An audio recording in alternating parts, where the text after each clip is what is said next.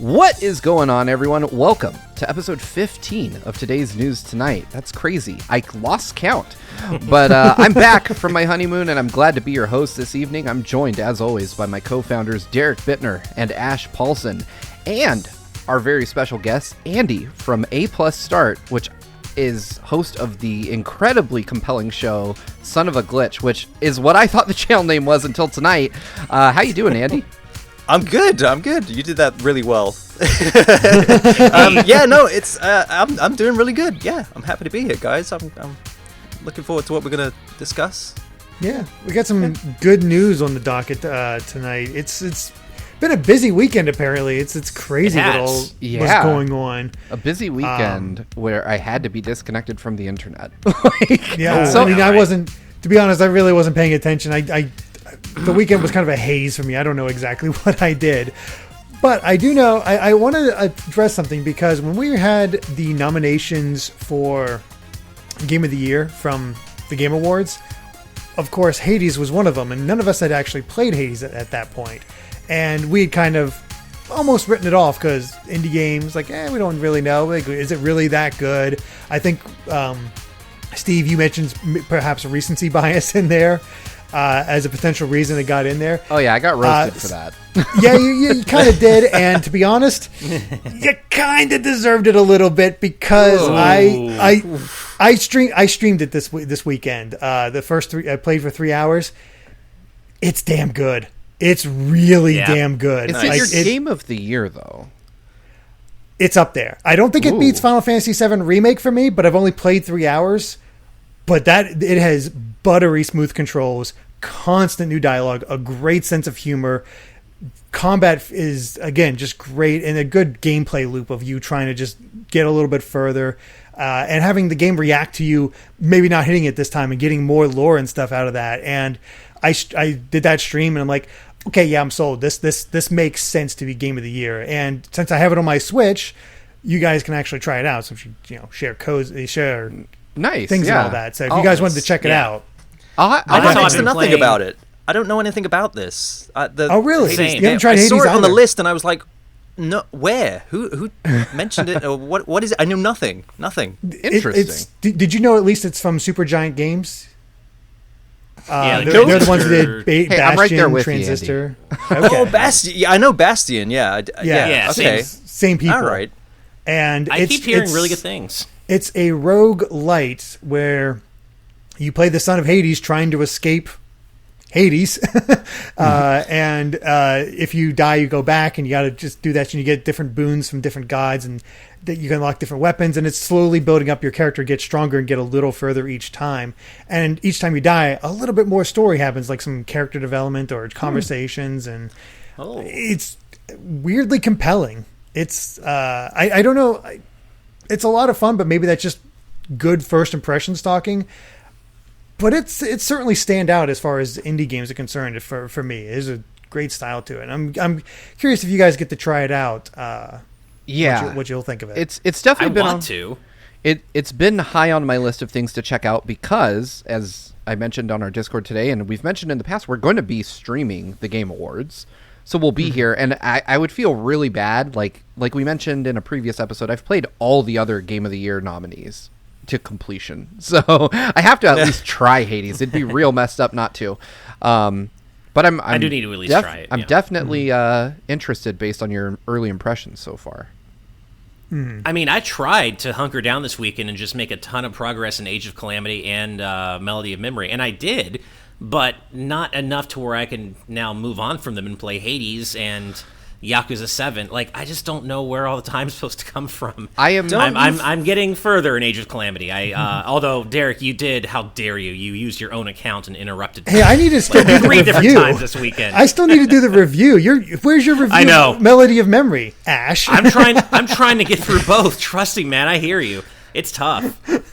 I just want to make sure I'm done with Age of Calamity by the time we have that discussion, because I want to talk about the story. But no, I am at least now up through. I'm like about halfway through Kingdom Hearts Dream Drop Distance in Melody. Oh, you're almost at the end then. Yeah, so I'm getting there. Then I got to play some online multiplayer and stuff, but I'm getting there for sure. Nice. What have you been playing, Andy?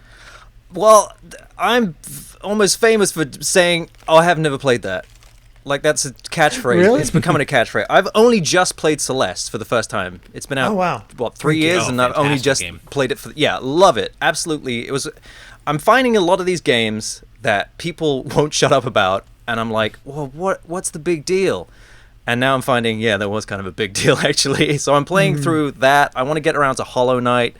I've never played still need Shovel to play- Knight. I'm getting... What? You gotta wow. play Shovel I Knight. know, this is what I mean. And I'm just... So I'm trying to get through older games, but then don't you guys feel like there's a lot of games that have just come out in the last month or so? Age of Yes. Calamity.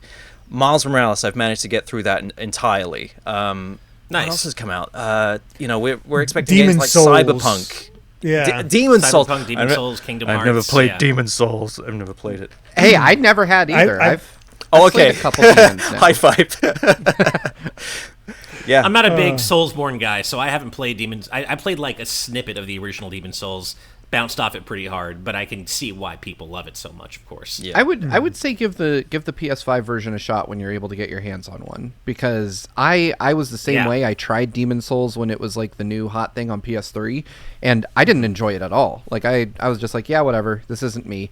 And benefit of reviewing the PS5 was Sony sent everything, and so I was like, oh well, Demon Souls, I'll try that, and I really enjoyed it this time. So Nice. I know you're a dodging savant, right, or a parrying. Yeah, Parrying I somehow Yeah. became a parry god, and I don't Yes. know. I mean, all right, so I'll take it. But we've got news to jump into, and our chat there's a lot of has news. been talking about the news. So, breaking news for the first time ever on today's news tonight. We had a story come up as the show was beginning, and we were ready. We knew. So I'm going to throw up my Switch on the screen right now. I think we still have the fancy transition, maybe, if I didn't screw this up. And I screwed it Yeah, up. you just screw up. So I like what I've seen of this so far. I like what I've seen of this update so far. I Let's see. just barely updated my Switch. Do we have a before we list of started. exactly what's in the update yet? our chat has been helping us out with that. So let's Okay. take a quick look here. There we go. There was an attempt. All right. So, yeah, if you're watching, so I've got the Switch dashboard on screen right now, and the first obvious thing is that there's the Switch Online button down on the bottom row where there's all the other traditional stuff like the news, the eShop,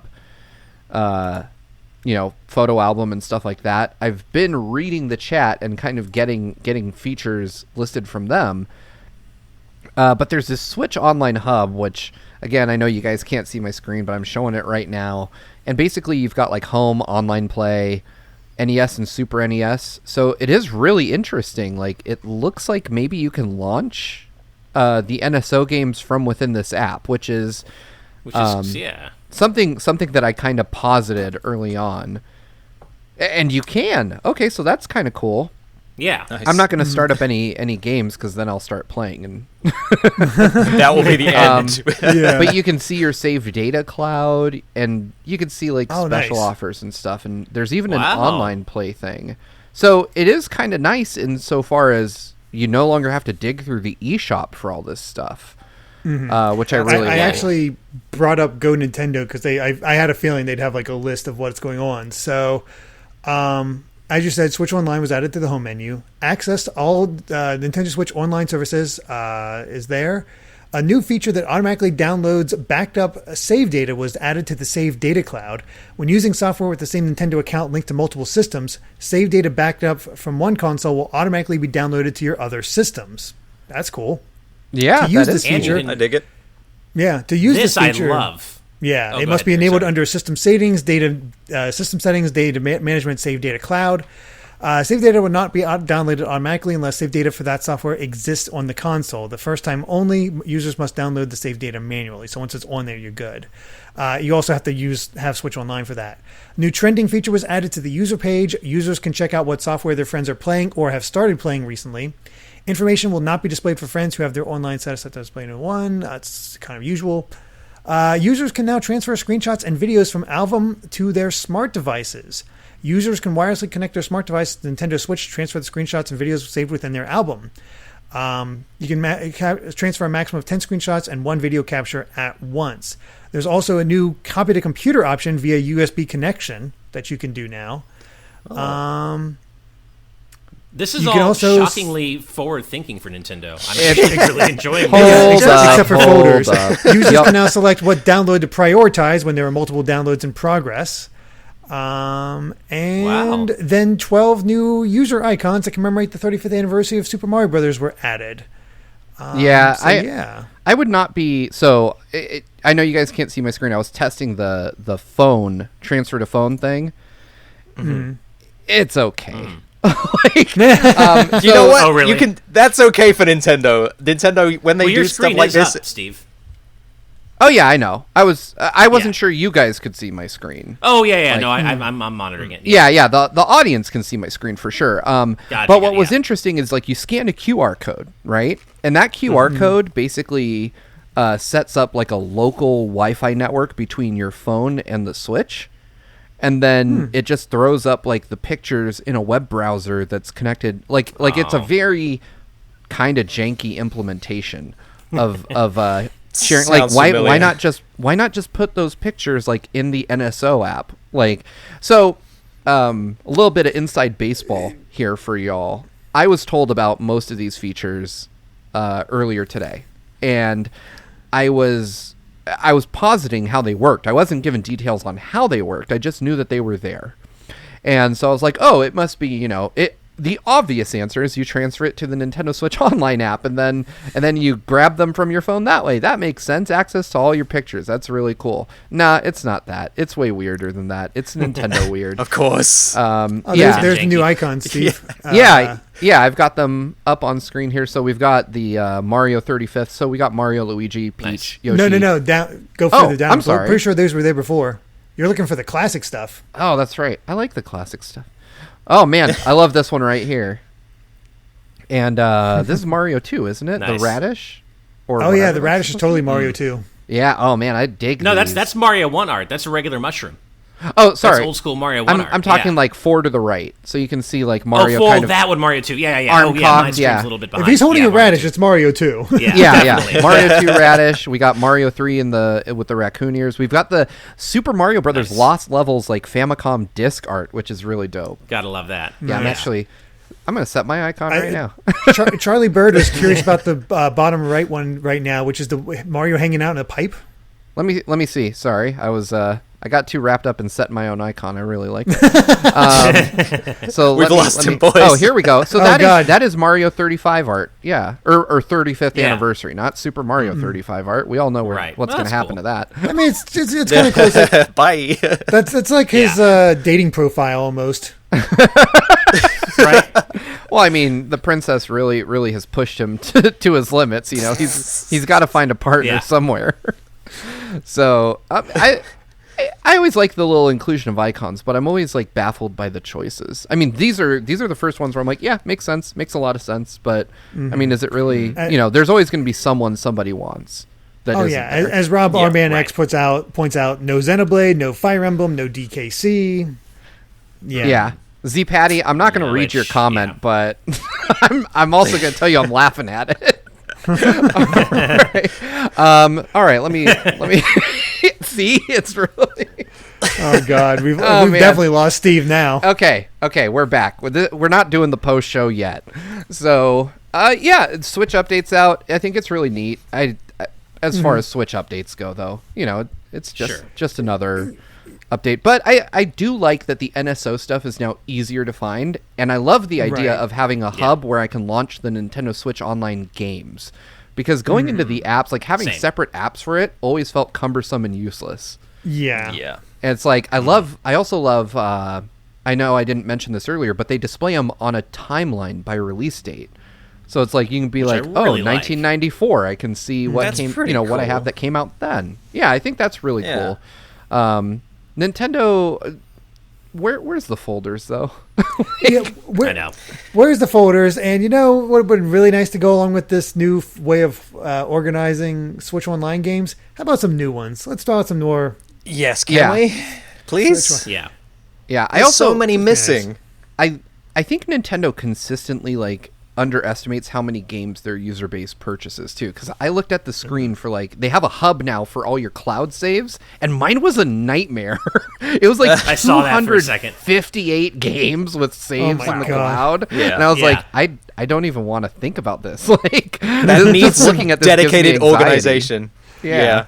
That if you- needs folders. The I will say indie that- trap that is the Switch. Like there are so many indie games that you can easily pick up on the Switch and just like have. Oh god, there's so many. It would be nice if you could, like, as much as I love that you can launch all your NES and SNES games from this one hub now, it would be nice if you didn't need to also have the apps. If you could just kind of delete those as well and just not even have them. But, Yeah. you know, that makes sense why you need to have them. It's just it's too bad that it isn't truly all localized into one app now. It is, but it also isn't. Yeah, it's Yeah. like a weird. I don't know if anybody else here. Well, Ash, you use an iPhone. Derek, I think you do too. Yeah, I I use do. an iPhone. Yeah. Yeah, and like they recently were like, oh, hey, you can change app icons now, but you can only do it by making a shortcut to the app that then launches the app with Yeah. it. Like, Yeah, it's very cumbersome. Yeah. yeah, there's very weird. Yeah. Like, I just wonder sometimes why software developers don't just go, okay, you know, like, I think it's like a fear of trashing your work and starting over. You know, like, Yeah. oh, hey, this No, didn't work out. Sometimes I don't understand the decisions made behind the scenes to some things which seem so obvious to everybody else, and it makes me wonder actually how many people looked at this, like realistically, before they just said, yeah, okay, maybe we don't do that. Well, you know, one of the You know, things it's- I hear as a common refrain when questioning decisions like this is that definitely somebody brought this up and they were just shouted down. Like, Yes. you know, it's like, yeah, we should, like Rob Arman X says, I wish there was one retro app. And I couldn't agree more. Like, just give me, here's where all your old games live that you're subscribed to. Cool. I would That like would make that. a lot of sense. Yeah. Yeah. I I mean, would like that.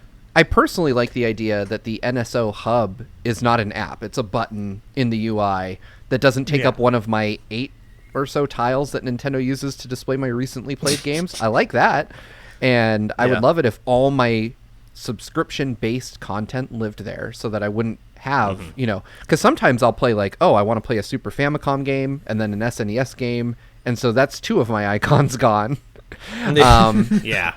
I mean, but there's a whole lot you could do on the Switch OS. But I, you know, with all these rumors of a Switch Pro coming out next year, I keep wondering if they're like intentionally holding stuff back. Like, to take it back to smartphones and Apple, like when Apple launched the iPhone 4S, they were like, oh, Siri's only available on this one, even though it's the same phone from last year. And people quickly hacked, you know, the iPhone 4 to have Siri on it. But I wonder if Nintendo's like, we know people want folders, and they've got to have like a running list of their most requested features, because how could they not? And maybe there's just some of them they're holding back because they're like, yeah, you know, we'll launch a new Switch revision and we'll give people all this stuff, and that might get some people to double dip on the Switch Pro or whatever. I sometimes think with Nintendo, they do so well with just in terms of sales. They just sell so much of whatever they put out that there's almost like a need to not bother. And you know, like recently we had the Super Mario 3D All Stars, and a lot of minor complaints about, you know, just little things. One of the biggest egregious things was the main menu and how that was like very lackluster. And people were bringing up things like, well, you know, one of the Kirby collections had a way better kind of an interface for that kind of thing. And you kind of, my point is, you kind of feel like Nintendo are sometimes just doing the bare minimum because why do they need to? They're gonna sell a bunch anyway. And I wish that was a thinking they didn't have. I wish they would be more considerate of or listen to what consumers actually want rather than, we did this, you have it right. Yeah. Well, especially we did in the many bare minimum. cases, Yeah. Well, especially in this case where they've already done what their audience wants on previous platforms. Like the 3DS, they had folders and they had themes. Can we talk about themes? How are we almost 4 years into the Switch's life cycle and they still tease us with basic white and basic black? That suggests that there will be at least variants of white and black that aren't basic, but also other colors. Yeah. And, like, not only that, Like, I thought it was the coolest thing back when they did the 3DS firmware update that allowed you to install like 10 or 8 different themes that would go on rotation. Yeah. Every time you boot up I want that on Switch. Give me a Breath of the Wild theme. Give me a Smash theme. Splatoon 2 theme. Like, why haven't they done this yet? And they could charge for them. They did charge for them. Yeah. They could do it again. The funny thing is, this subject comes up every time an update happens, and it's never addressed. You know what? It's so weird. I'm going to stick to my thinking on this, and it's that, I believe, and it's hard because developers are so much more tight-lipped about working with Nintendo than with Sony or Microsoft, but I am willing to bet you that the reason we don't have anything fancier than basic black and basic white, which, by the way, should have just been called daytime mode and dark mode at this point. Totally. Yes. it at least would have gone over better. But I think they're just reserving so much of the Switch's GPU overhead to keep the OS and the games performant. Because, I mean, look at Smash on the 3DS. Like, if you didn't have the new 3DS, the friggin' thing had to reboot and not load the OS just so you could play Smash. And I think that they're trying to avoid situations like that. Because there's also, like, even if you look at the PS5 and the Series X, like, there are times where you hit the guide button or the home button on those, and you wait a couple seconds before you get your menu. With the Switch, it's like every time instantaneous. And I will trade that for visual prettiness in the OS. That said, I still want my goddamn folders, but I would trade at least, visual flair for the OS being crazy responsive, which kudos to Nintendo. I'm right there. Yeah, 4 years on, it still performs. Like, it gets me in and out of my games without fail, in a consistently quick clip.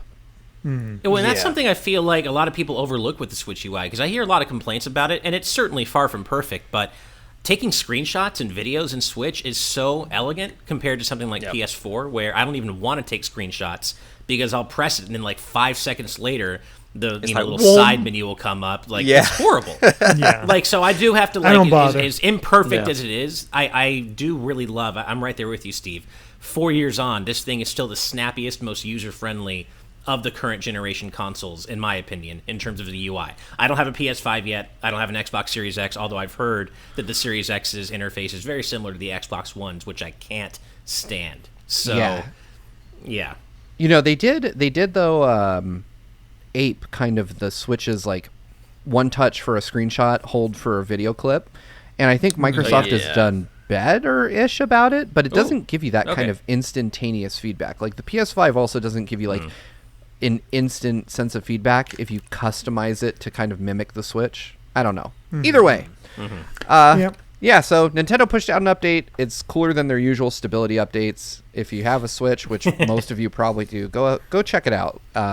Let's go ahead and get our actual first story up on the screen. I didn't botch the transition that time. So we're still on Switch stuff. This is a rumor coming from, I want to say, Go Nintendo. Hyrule Warriors Age of Calamity data miners have discovered voice clips that point to possible playable character DLC. So basically... I don't know if we want to say who I'm not going to... Yeah, definitely. Say spoiler's sake. Yeah. Definitely not going to say who they are. But just if you've played it, you can probably suss out who you think might be playable. I'm just going to put it out there. I would not at all be surprised if this game got additional DLC. Oh, it will. We talked about it being... Have you seen the original Hyrule Warriors? I think it got like 3 or 4 and packs. Fire Emblem Yes, Warriors. it did. Yeah. I mean, and here's the thing. It's also, we covered this on a previous episode, the best-selling Warriors game ever. Right. Koei Tecmo loves DLC, but the only thing they love more than DLC is money. And if they can somehow I'm sure they'll put in as many characters as Nintendo will allow them to. Sure. I mean, I feel like it's a matter of when, not if. I assumed that Age of Calamity would have DLC basically from its announcement. So it's just a matter of when, in my opinion. Yeah. My truest hope for DLC is Breath of the Wild versions of existing characters. Like characters we know about, but here's their design. Like, here's Breath of the Wild Tingle. Here's Breath of the Wild. I knew you were going to say Tingle. I don't think the world needs another version of Tingle, Derek. Can we get a Breath of the Wild version of anybody else, please? Okay, here's the actual one I really want. Linkle. Linkle. Okay, I'm down with Breath of the Wild Linkle. Let's do that. Yeah, I'm down. You know, I'm with you, Derek. I was thinking that I want some of the ones that were kind of hinted at in Breath of the Wild costumes. Like, give me Breath of the Wild Skull Kid. Give me Breath of the Wild Ocarina cool. of Time Ganon. Like, those. Yes. Those would be so cool. I love silly. I'd be down for that. Yeah, exactly. I mean, Breath of the Wild Groose. People wanted Groose the first time. Fix that issue. Groose. Let's have Groose. That would be amazing. Breath of the Wild Vati, Breath of the Wild Aghanim. Like, there's so many. There's so many possibilities here. I mean, I think that there's obviously going to be more with that. But the data miners always fascinate me. They're always the first to just get in there and just learn things about games. And I kind of like that. And then on the other side, I don't, because we don't know how true this is. Yeah. And it could just be something that they scrapped. You know, that's entirely possible. So I try not to get my hopes That was kind up. of my thinking, because they are unused voice clips.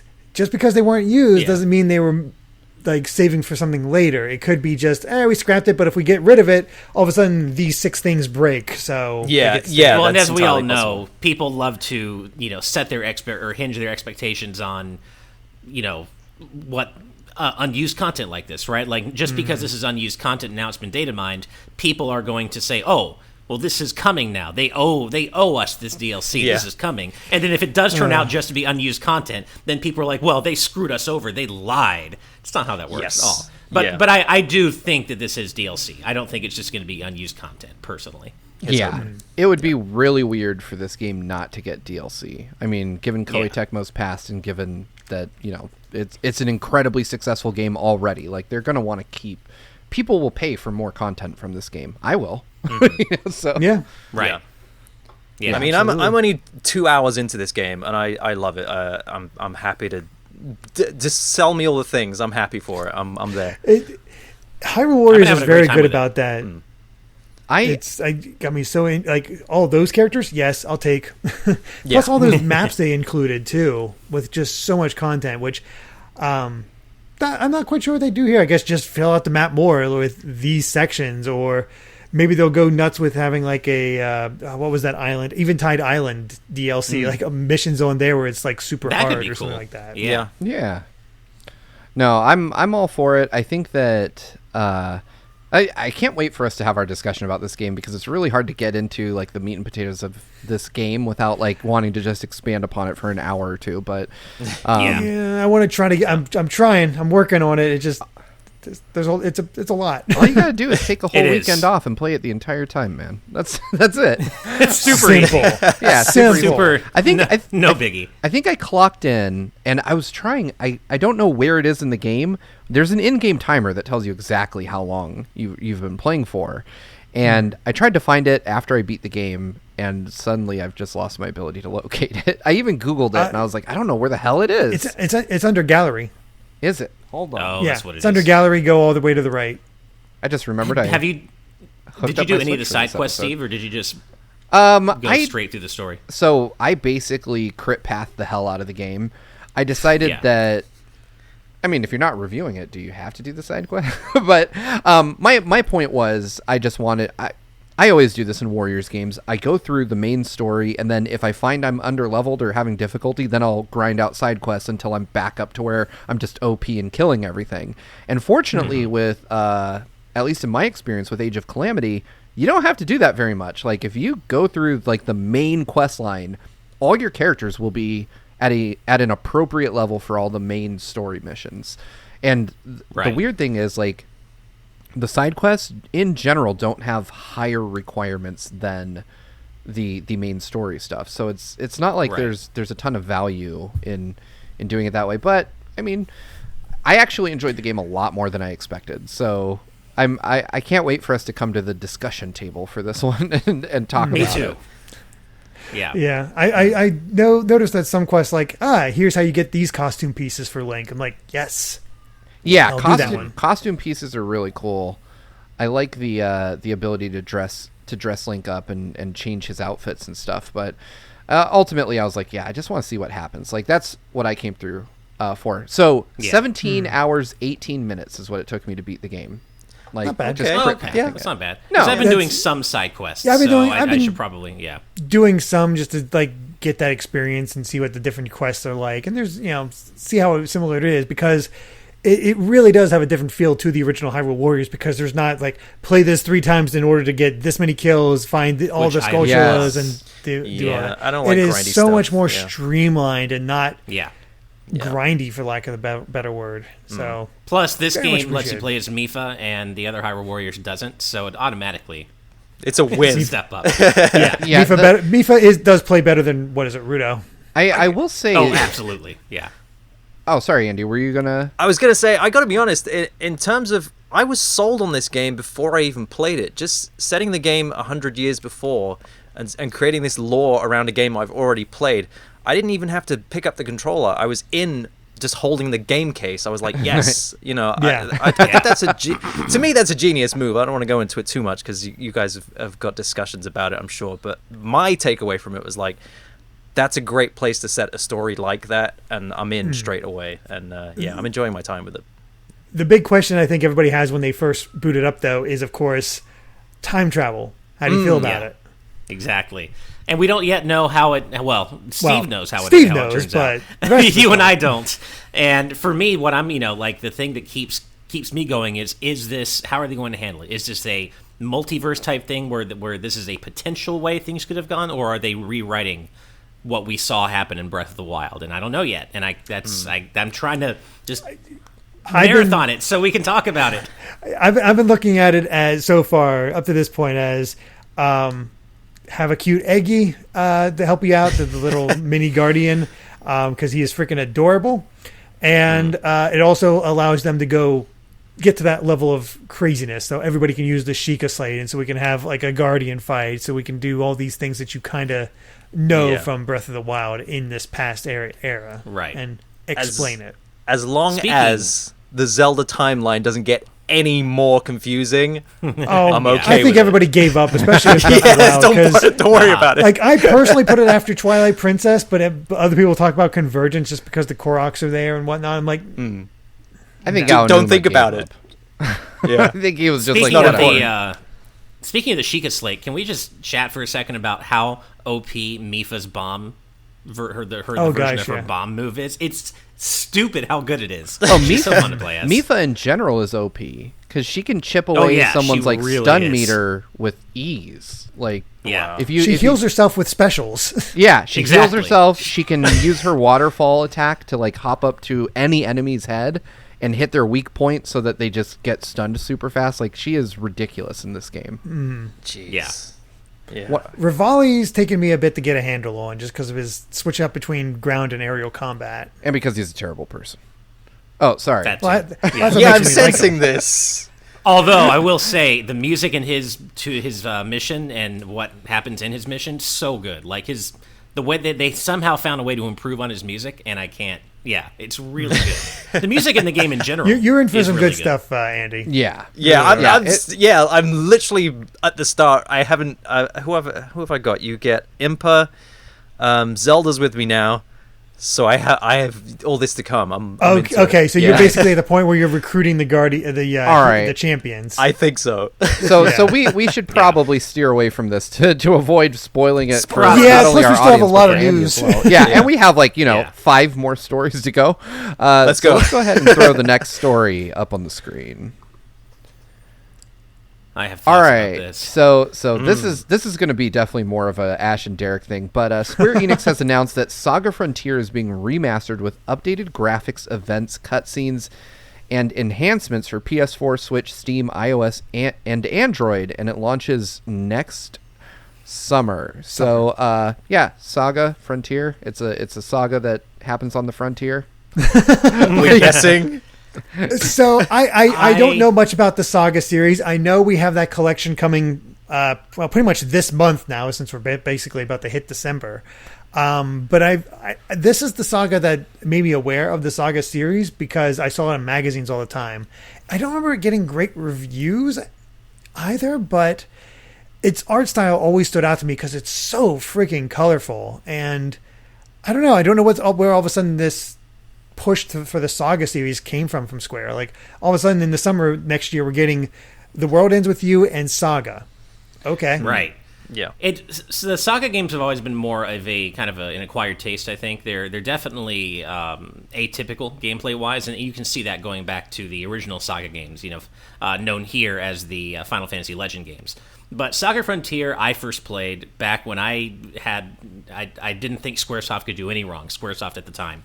And I was like, oh, I've enjoyed every Square game I've ever played. And then I played SaGa Frontier, and I bounced off it hard. And it's just not my thing. It's a little bit too esoteric for me. However, the fact that it is that esoteric has given it its own cult following. And what's cool about this is they are actually taking this remaster as a chance to add back in an 8th playable character that got cut from the original. So for hardcore fans, this is like the director's cut version of SaGa Frontier that adds back in content that was very clearly meant to be in the game but got pulled out at the last second. So that's cool. I think that's pretty cool. That is cool. Yeah, I think it's pretty cool. I don't know if this remaster is going to make me a fan of the game per se, but I think it's cool that it's being brought back. My question is, and this is purely selfish, but if they can remaster SaGa Frontier of all games, I know where you're going, and I like it. Wait for it. Exactly, right? And if they can, finally announce a sequel to The World Ends With You all this time later. Why can't we get Chrono Trigger remaster? I'm not even asking for Break anymore. I'm not even asking for Chrono Break anymore. But why can't we just get a remaster of Chrono Trigger? That's really my only question. Amen. Or anything. I don't understand. There has to be more money in a Chrono project for them. I wonder than a SaGa Frontier. But I feel like remaster. they might feel they have to sink more money into a Chrono project than a SaGa project. True. It could be that. True. Do you think there's any possibility that Akira Toriyama somehow holds some of the rights to his... Well, he works with Square all the time on Dragon Quest. Yeah, he's still doing exactly. monster design. So it's not like design. the relationship there has soured, yeah.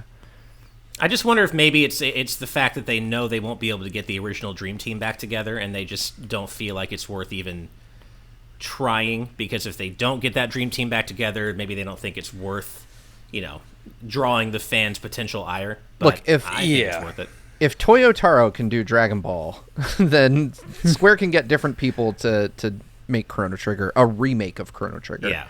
I think the game is so well established that it would be very difficult to make a bad remake of it. It's such a good base game.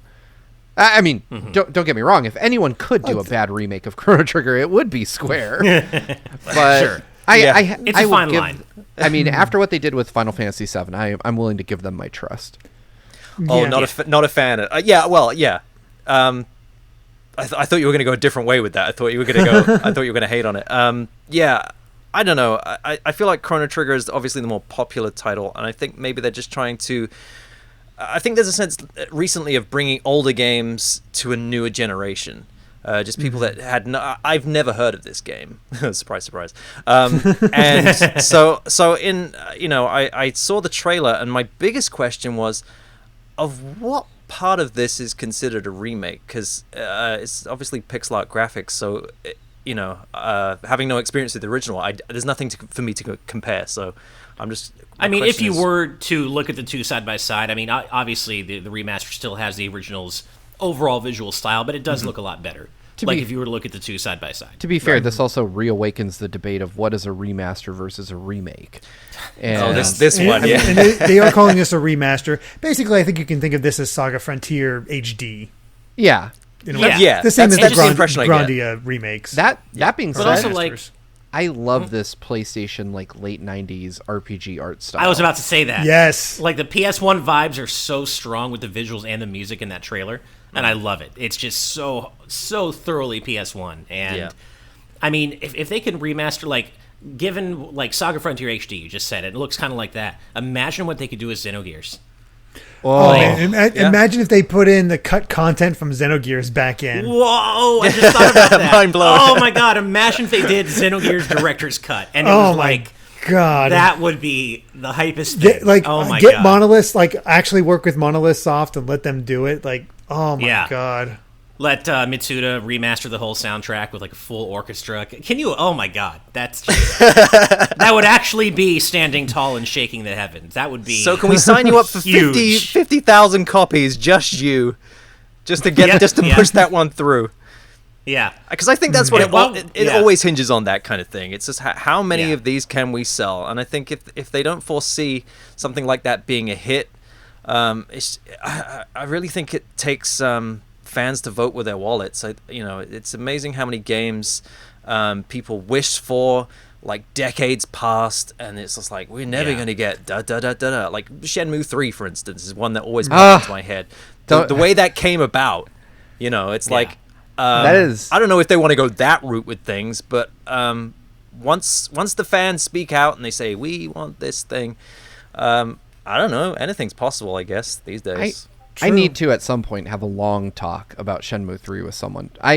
That is the only game announcement that, like, made me cry. Like, I mean, it was my first E3, and I was invited to the Sony party, and because it was my first E3, I was, like, early for everything. So, like, I was in the front row of the insanely hot room when they announced Shenmue 3, and I remember, like, that they announced Shenmue 3 and the Final Fantasy VII Remake at the same damn time, and it was my first E3, and I was like, E3 is the most magical thing in the world. I will never skip it. I can see why you cried. Yeah, I remember, because I remember the order of events. Like, I was like, that's Final Fantasy VII music.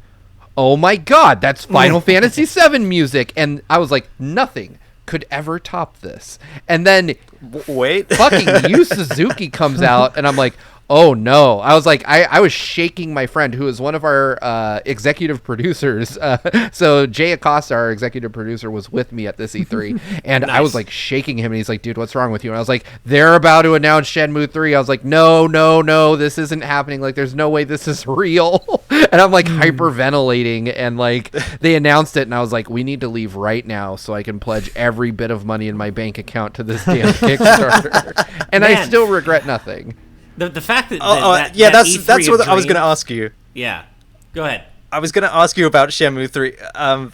I couldn't get into it. I love the first two games. I couldn't get into it, dude. So there's some things that I would love to have like a much longer discussion about this, but my quick like 30-second thoughts on this are that it feels exactly like Shenmue. Like, it feels like if I jumped back 20 years in time or 18 years in time and got a Shenmue 3 on my Dreamcast, that it would have played exactly like this. And that is both a blessing and a curse for this game, because it's a blessing in the sense that, like, for those moments when I played it, I was like, holy shit, nothing has changed. I am back. The journey continues. I love it.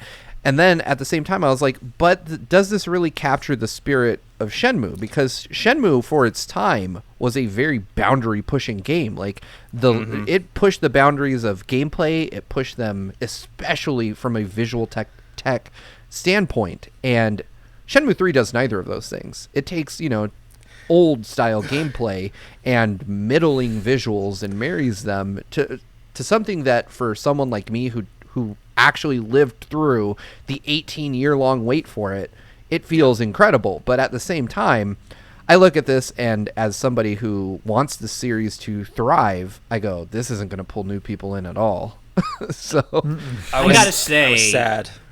Yeah, Right. I saw the Donkey video on Shenmue 3, and there's a part in the video where I think it's like Ryo is examining a cabinet. He's like looking for things in an antique store, and he's got to the player has to examine each thing, object, one by one by one, and it's there like these slow and I appreciated Shenmue and Shenmue 2 back in the day. Don't get me wrong, but I do think that maybe Shenmue 3 tried a little too hard to harken back to those days and not implement some quality of life features. the thing is, when you're playing Shenmue 1 in 1999 or 2000, based on where you were, you're looking at that and you're like, whoa, they rendered everything in this cabinet. Like, every single thing is an object. Yeah. In 2020, you're like, so what? Like, I don't want Yeah. The biggest problem is, back then, the slowness of Shenmue 1 and 2 was down to limitations, I feel. And in trying to capture the essence of what those games were, you're kind of putting those limitations on what is essentially a modern game, and it just feels off, and I desperately wanted to push myself through it, but I did maybe 3 hours, and I'm not gonna lie. Maybe I need to go back and give it a chance. I don't know, but the story is really excellent. I've played through it twice. Oh, really? That's like 70 hours of my life, but I've done it. Wow. That being said, I have to cut myself off because if this will become a very Shenmue 3 episode if I keep talking. Yeah, let's move on. And I have nothing to offer with that. Yeah. So let's get our next story on the screen. I have a feeling Derek's going to have some stuff to offer here. So here we are. Abra and Kadabra are coming back to the Pokemon, or can come back to the Pokemon collectible card game, thanks to shyster and magician Uri Gellar finally releasing his hold on the idea of a spoon being bent. So I guess you can suss out how I feel about this. But basically, he 20 years ago decided that he owned the idea of bending a spoon with his mind. I'm sure he really does that. And and sued the Pokemon company, and they just decided to back off. They're like, hey, it ain't Pikachu, it's freaking Kadabra. Like, we'll you win. It's okay, you can have him. The glass cannon psychic type of the original games that was basically, if you didn't have Mewtwo, Kadabra and Alakazam were your go-tos. Yeah. I mean, I was always more of a Mewtwo guy, but I believe, I guess they are more closely linked to Uri Gellar, or Uri Gellar, however you say his name, Uri Gellar, I believe, in Japan, where the name is Young Gellar for Kadabra, which, okay, that's a little too close. Yeah, that's a little on the nose, yeah. I mean, they basically are saying, which they never hid the fact that he was the inspiration. Yeah, I mean, I get it, but at the same time, I look at Kadabra and I know exactly who that looks like. Yeah, I think the only connecting thing is the spoon thing and psychic. It's not enough. Like, I didn't even know this was a thing until I was scrolling through Twitter and saw this, and I was like, same. Really, dude?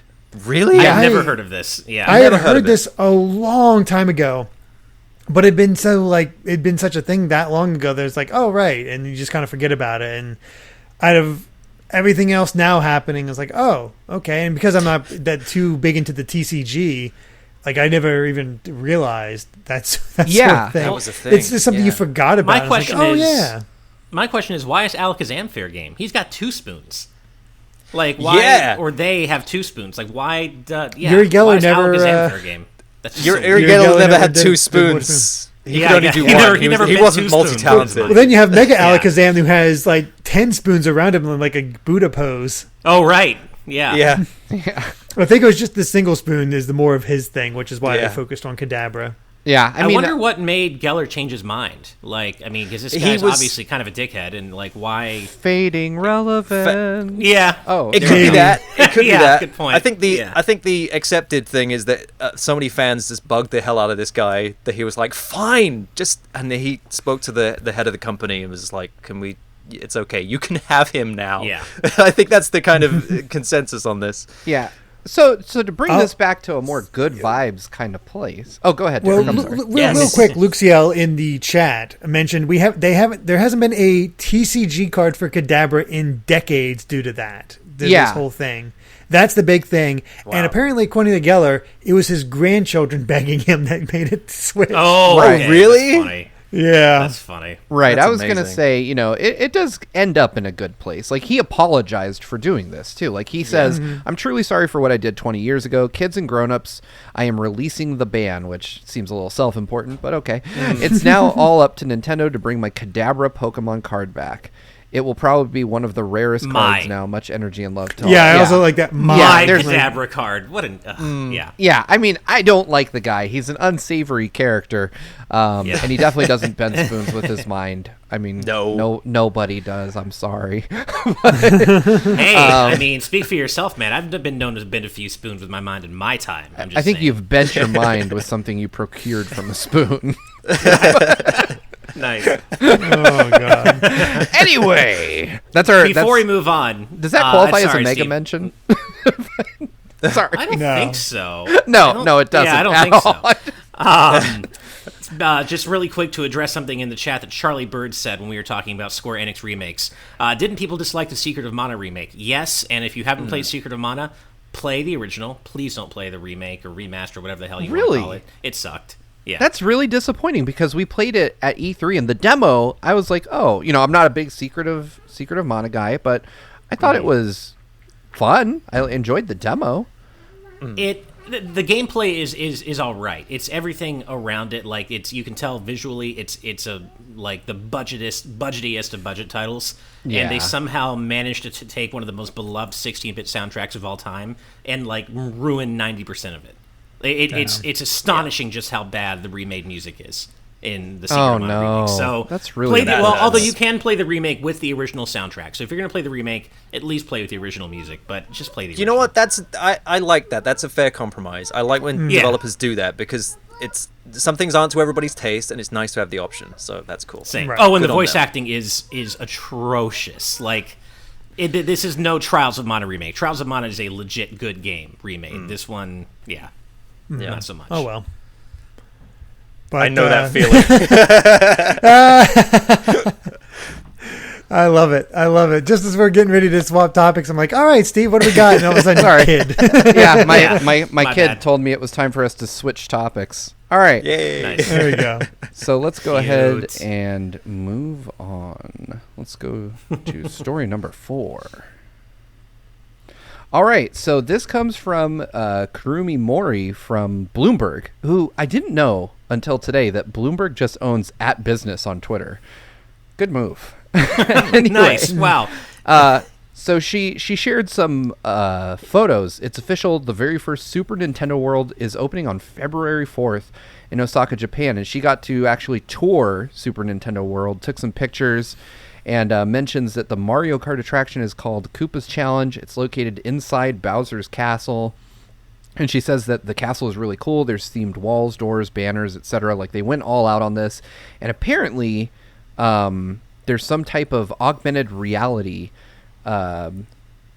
component to the Mario Kart ride. Goggles. Yeah, like they show it. They have a hat. They have the Mario hat with the goggles going down like in front of your eyes. And so with that, you can like throw shells at other carts and stuff like that. No. Yes, and there's no guarantee that you'll be in first place each time you ride. They say every time you ride, it's a different experience.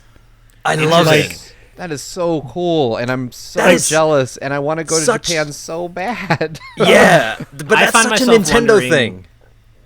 It is, and I find myself so wondering Nintendo. how similar or not this might be to Mario Kart VR, because I got to play that last time I was in Japan, and it was really cool, but it was the same track over and over again, so it was obviously very much a proof of concept. So I'm wondering just how similar the two experiences will be, because, you know, for what it was gimmicky, but Mario Kart VR was cool, and you actually could, like, see shells you were holding in your hand and throw them at people, so it sounds similar. And I'm guessing it'll be, like, a more refined, even cooler version of that.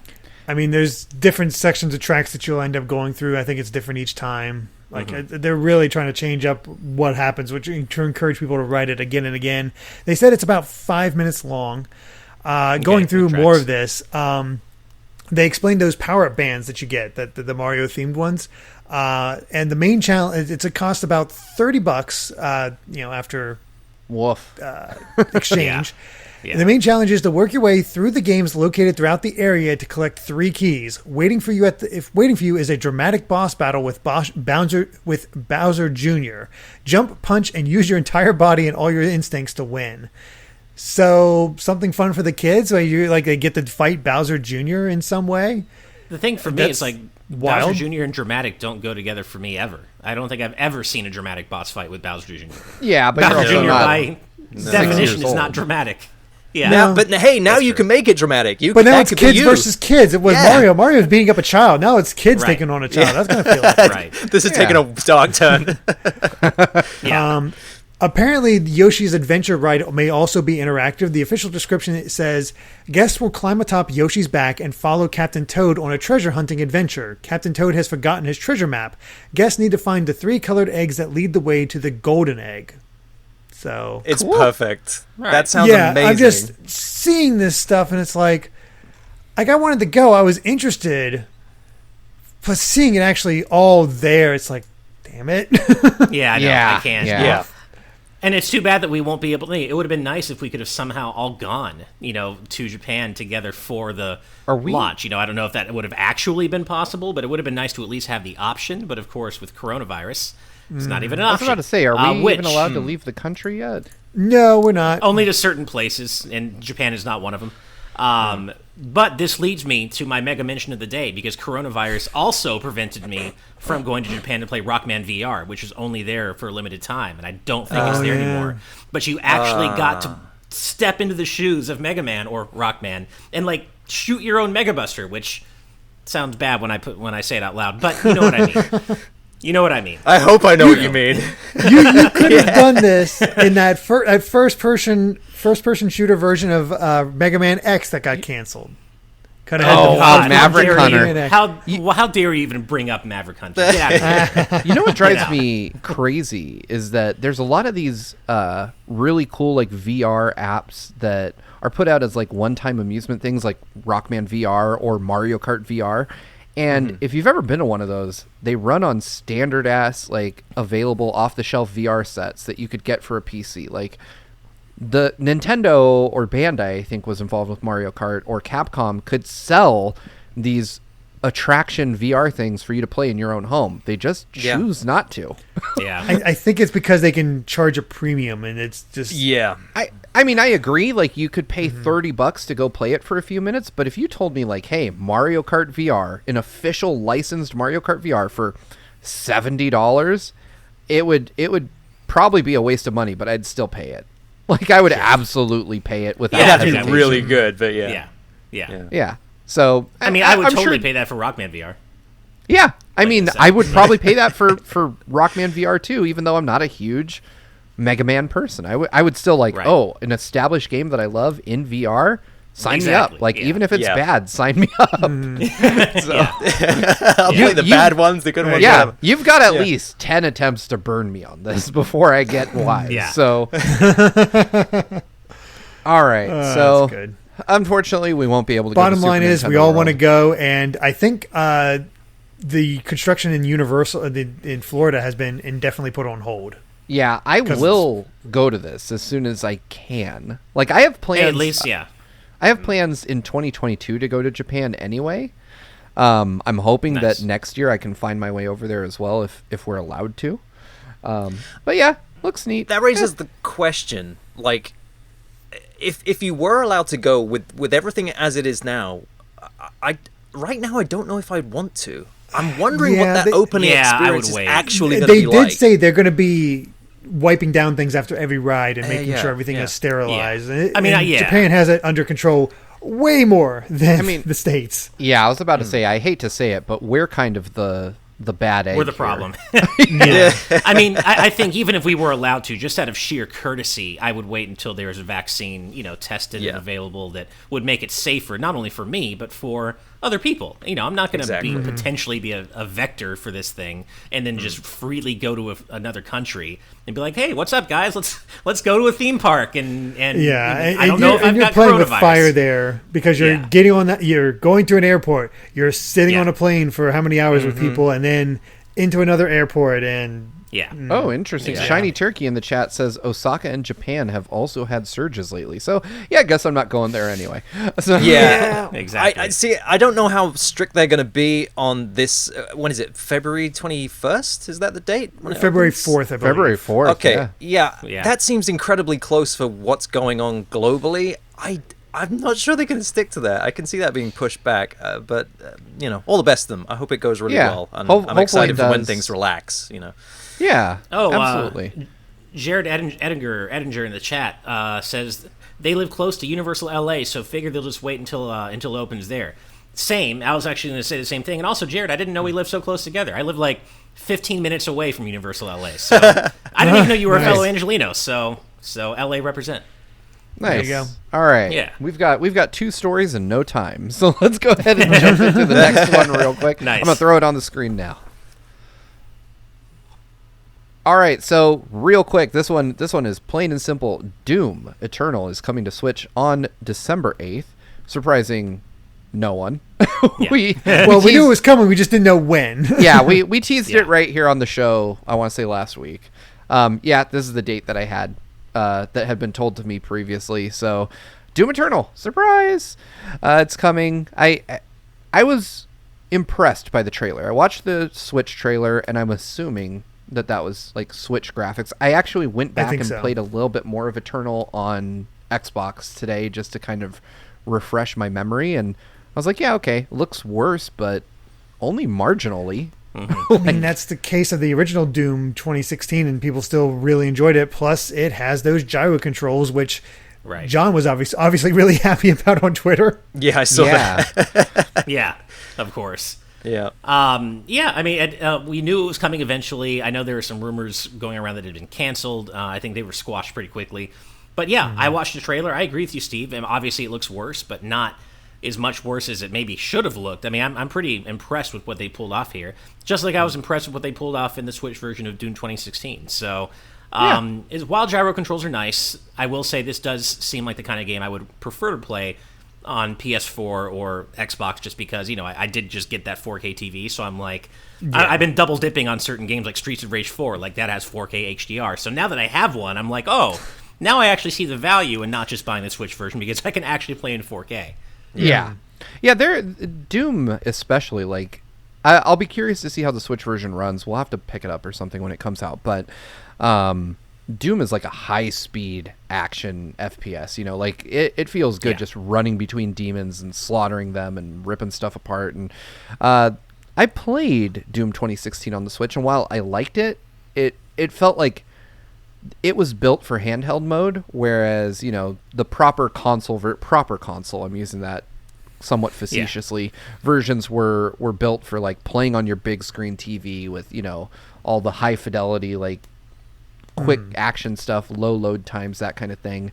But both versions are excellent. So I am deeply curious to see how well Doom Eternal runs on the Switch, but it would be more of a curiosity for me at this point, because I'm going to still want to play it, like, you know, at its best possible representation. But that being said, as Lexiel said in the chat, like, if there was Isabelle DLC for Doom, I was about to say that. Yeah. I am in. Like, oh my God. That would the be other alone. versions. That would be enough. Yeah, that would So be enough for good. me easily. Yeah. Just treat it like make it all candies and rainbow. Like, make it like Super Noah's Ark 3D.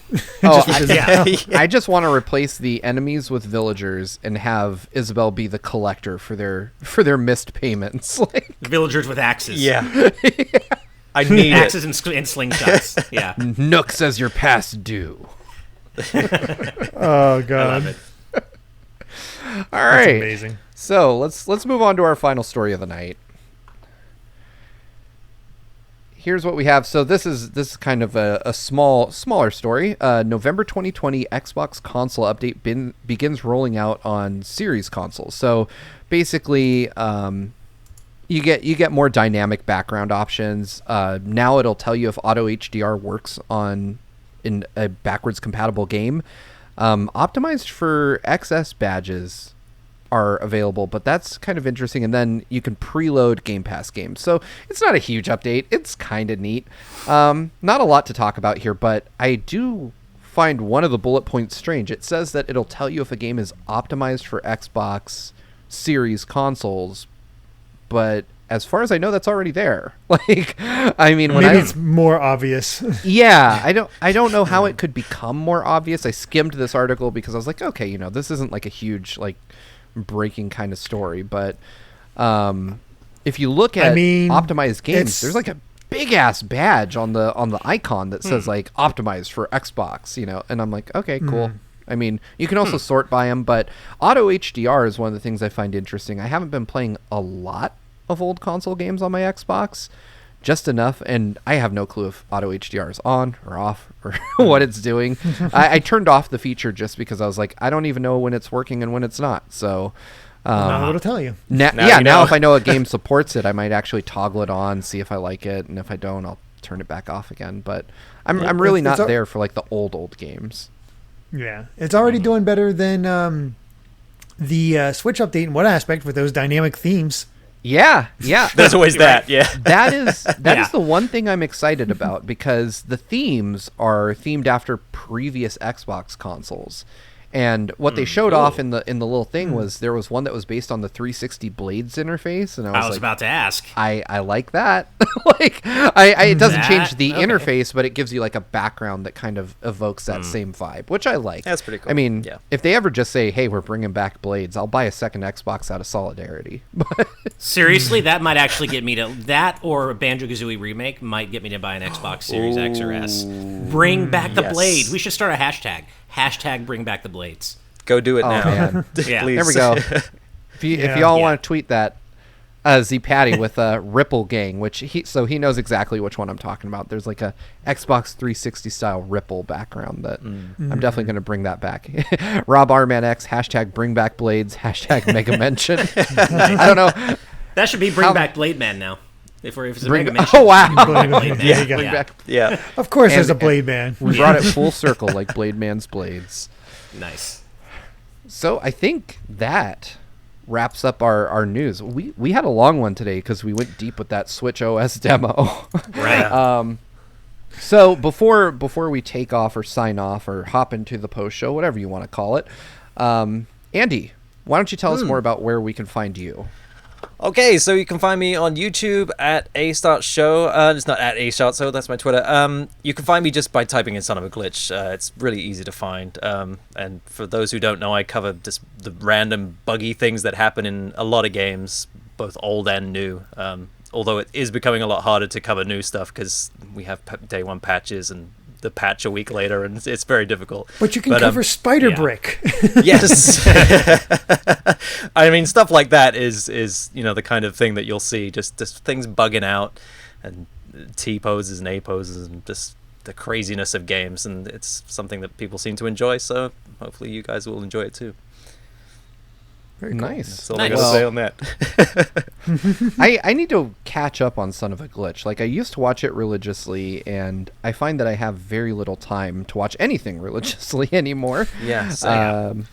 But I've always enjoyed them, and I think you've been Same. featured on, like, Kotaku, I want to say, like, dozens of times at this point. Yeah. I mean, I think back in the day it was kind of a novelty, and there wasn't really any other shows that were going into the kind of glitch thing, and I've been doing it for a long time now, and I think for me personally, there's nothing that really surprises me anymore. There are certain glitches that will always be fun, but yeah, no, they were very good in the beginning of kind of getting my stuff out there. I remember it being kind of difficult to really put my head above the parapet and be like, hey, this is a thing I'm doing now. So, Yeah, Sure. Well, I could certainly vouch for the show too. I'm a big fan as well, man. So, keep up Thanks, the great man. work. I enjoy the show. I have a little catching up to do, just like Steve. I'm not going to lie, but I do watch it, and I make sure to watch every one eventually. So keep up the great work, man. I love Yeah. the guys. Thank you. show. Yeah, of course. All right. So, as we always say, with that, we've covered all the major headlines from today's news, but before we sign off, we have to give special thanks to all of our patrons at the producer tier for helping make this show happen. In addition, a massive thank you to our patrons at the executive producer tier and above.